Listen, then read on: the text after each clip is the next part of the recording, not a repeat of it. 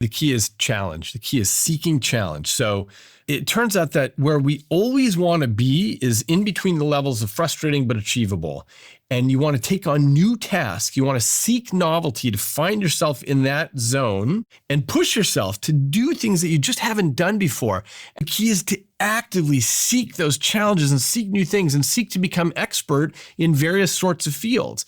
And I think the key is that once you become good at something, you have to drop that and take on something you're not good at. This is the best thing that you can do for your brain. The reason is because what you're doing is you're constantly building new roadways and pathways in the brain. There's a study that's been going on for decades now called the Religious Orders Study, where a bunch of Catholic nuns agreed to donate their brains for autopsy when they passed away. What the researchers discovered when they look at the brain carefully is that some fraction of these nuns had Alzheimer's disease. Their brains were physically degenerating with the ravages of this dementia. But they didn't show any of the cognitive deficits that one normally has. They didn't seem to be having memory problems and so on. It turns out it's because all these nuns lived in these convents till the day they died.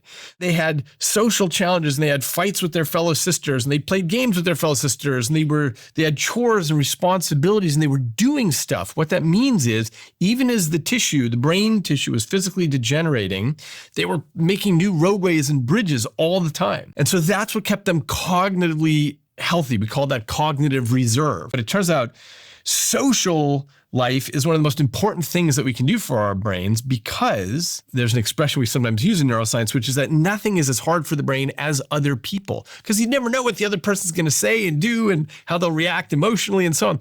So you're constantly on your toes with other people. And if you're not doing that anymore, that ends up being a problem. So if you were to plot where my brain is on like a graph of decline, is it the case that I should be doing as much as I can now to build as many pathways as I can so that when I'm 80, my decline sort of levels out in a better place?